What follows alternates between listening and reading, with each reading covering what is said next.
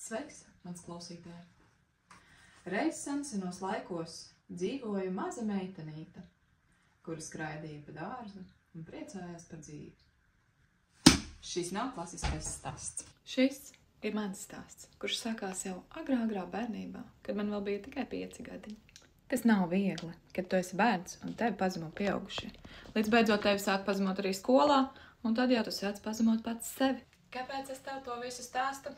Jo es zinu, kā ir būt tur lejā, un tas nav vienkārši. Un šis ir mans stāsts, kā es nokļuvu līdz tam, kur es esmu šobrīd. Es pasniedzu konsultācijas cilvēku dizainā, un citādi mums nevarēja būt. Jo, ja es būtu palikusi tur lejā, tad nekas manā dzīvē nemainītos. Un es būtu tur lejā vēl joprojām. Alkohola daudzums manā dzīvē nemazinājās. Arī tad, kad nomira mana mamma, es turpināju dzert ļoti lielos apjomos. Nevienā brīdī tas nav attaisnojums tam, ka tu negribi augt vai kaut ko darīt. Un tagad es tev izstāstīšu detalizētāk. Kad es kļuvu vecāka, man bija ļoti sliktas draugu kompānijas, un es ļoti daudz lietoju alkoholu. Kad nomira mana mamma, es turpināju lietot alkoholu un domāju, ka tas ir mans mierinājums un ka tā es varu nejust tās sāpes, kas ir manī.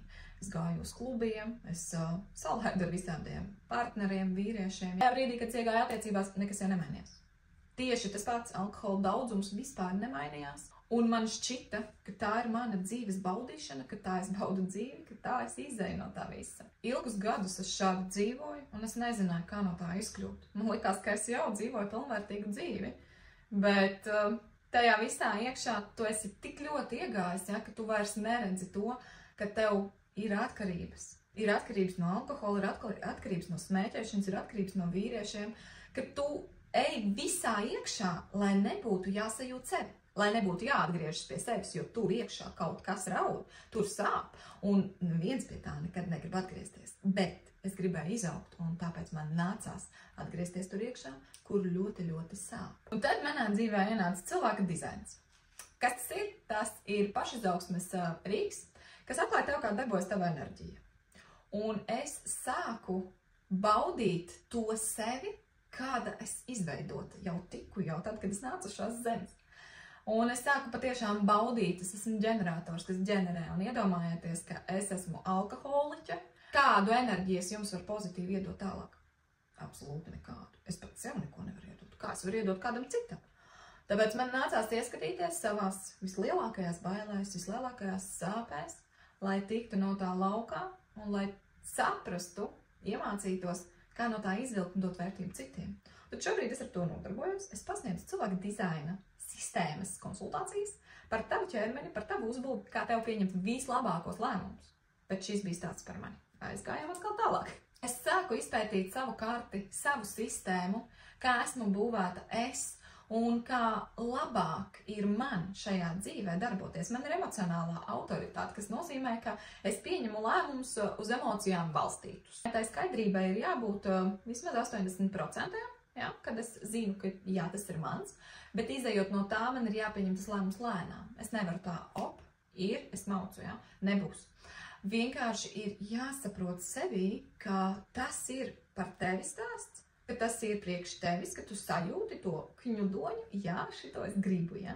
Un tad tu nogaidi mazliet, jo rītā var būt citas emocijas. Rīt var būt pavisam savādāka doma, ja? Vai arī pēc 2 dienām tā doma var mainīties. Un tas nekas, tas ir ok, jo tu izvērtē, vai tas patiešām būs priekš tevis ilgtermiņā. Jo iet runa par ilgtermiņu. Atkal mēs novirzījāmies no tēmas. Es zinu, ka arī tu iespējams jūties pazudus kaut kādās dzīves situācijās, vai pat kopējā dzīvē. Un es zinu, ka šī sistēma tev var palīdzēt. Iet drosmīgi pretī saviem sapņiem, mērķiem, kurus tu esi uzlicis.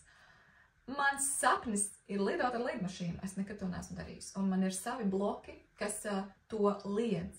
Bet es tos izstrādāju, un es zinu, ka es būšu tur debesīs ar to lidmašīnu. Un tas ir tas mans sapnīts, bet mērķi jau ir citi. Mērķi ir lielāki, plašāki. Un es gribu palīdzēt pasaulē ieraudzīt sevi, savu būtību, kas tu patiesībā esi, ar kādu mērķi tu nāci uz šīs zemes. Es zinu, ka es nācu mācīt. Es zinu, ka es nācu palīdzēt cilvēkiem ar savām dzīves pieredzēm iziet no tā ārā un saprast, ka tas, ko tu esi piedzīvojis, tas nav stāsts par tevi. Ja? Tas ir vienkārši tas, kas tevi veido tālāk. Un jo tu pozitīvāk no tā visa izvilksi ārā savu kodolu, jo veiksmīgāks un laimīgāks tu būsi pasaulē tālāk. Un tas nav vienkārši, un pat tas ir jāsaprot. Gribu, lai pēc iespējas vairāk vecāki saviem bērniem nodod vērtības, lai viņi viņus izaudzina par tādu personību, kāds viņš ir, nevis kādu tu gribi viņu radīt. Un tad, ja kaut kas nav sanācis, ok, mēs visi esam auguši dažādās vidēs, ja, dažādās varbūt pat pasaules malās. Un pat ja tev ir tikai 18, 19, 20, ja, un tu varbūt esi kaut kur apmaldies, šī sistēma var atgriezt tev dzīvi. Tā var atgriezt tevi, nostabilizēt uz zemes un pateikt tev, parādīt tev, ka tu esi vērtība, tu vari iet un darīt, un tu vari daudz. Un mēs visi varam daudz darīt, un tas ir pats skaistākais, tikai katrs mēs darīsim savādāk. Katrs mēs iesim savā, un katrs mēs redzēsim pavisam kaut ko citu. Un tieši tāpēc mēs esam tik atšķirīgi un unikāli. Tieši tas ir tas, ko cilvēku dizains parāda. Ka pat dviņi, kuri piedzims vienā laikā, viņu kartas it kā nosacīti būs vienādas. Bet ja vecāki redzēs atšķirību, tad viņi izveidosies par pilnīgi citām personām. Un tas nekas, ka viņu apzīmējumi būs pilnīgi vienādi, bet viņu dzīves stāsti būs citi. Tie dviņi tagad pie manis atnākt uz konsultāciju, ka viņiem jau ir 20 gadi, un viņi tā kā, nezinu, uz kuru pusi virzīties. Mēs skatāmies karti.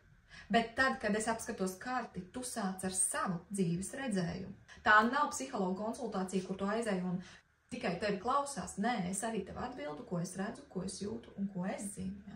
Un tad, kad tu izstāsti savu dzīves redzējumu, mēs kartē meklējam tos āķīšus. Un tāpat ir ar otru cilvēku, viņš izstāsta savu redzējumu un dzīves pieredzi, un tur ir pilnīgi kaut kas cits. Pat ja strīpiņas ir vienādas. Vienam bērnam varbūt ir vairāk tēvs bijis, ja, dzīvē, viņš tā ir vēlējies vai tā ir sanācis. Un otram atkal ir mamma. Tur ir pilnīgi divi dažādi cilvēki. Divas dažādas unikālas personības, kuras nevar jaukt vienā katlā.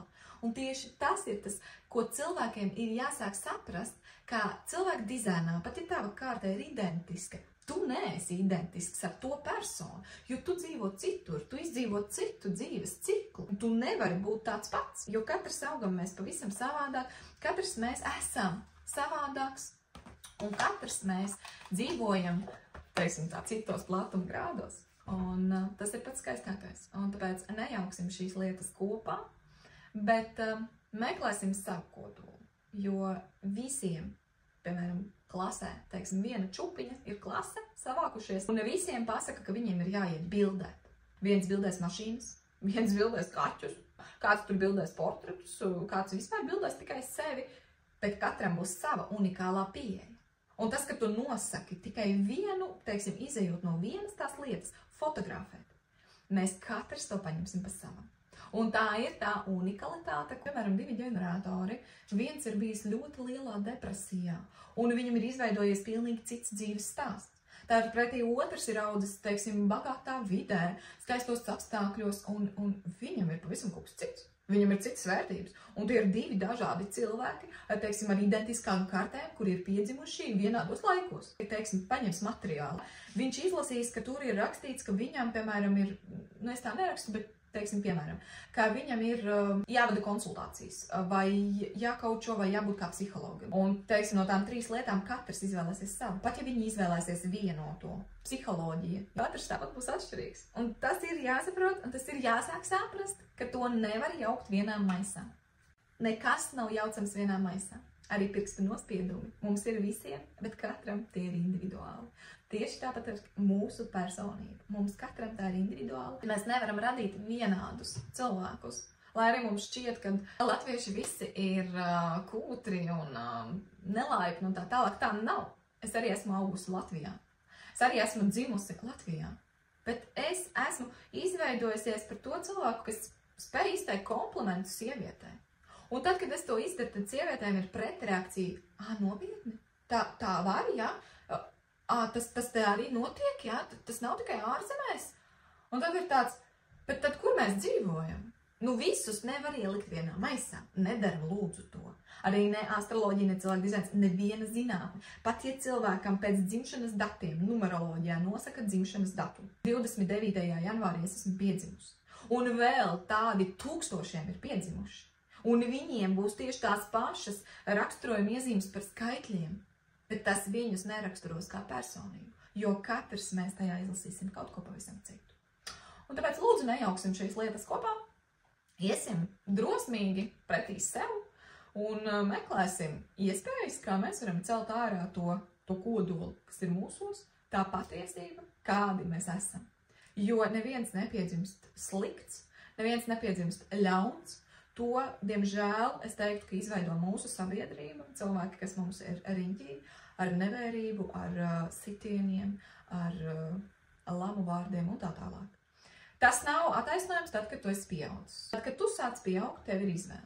Tev pieder izvēlēties, uz kurien tu iesi tālāk. Un es izvēlējos nevis kļūt ļauna un atriebīga, kā man daudzi teica, ka tā vajag, ka tas ir forši. Ne. Es izvēlējos iet pašizaugsmes ceļu, tuvāk savai sirdī, atvērt savas emocijas, kuras bija nobloķējušās daļa dažādām daudzām lietām. Es izvēlējos iet to ceļu, kas mani ceļ un savieno ar tur augšā to visumu. Es izvēlos sevi pie it visa. Un es arī gribu, lai tu izvēlēs sevi, iet sevī dziļāk, apskatīties uz sevi un iemīlēt sevi tieši tāds, kāds tu esi. Kāds tu šeit stāvi, runā, dziedi, vienalga, ar ko tu nodarbojies, bet lai tu mīli sevi, nesalīdzini ar citiem un esi tu kā persona, lai arī ko tu tālāk darītu. Tas ir svarīgi. Iesim atklāt pasauli!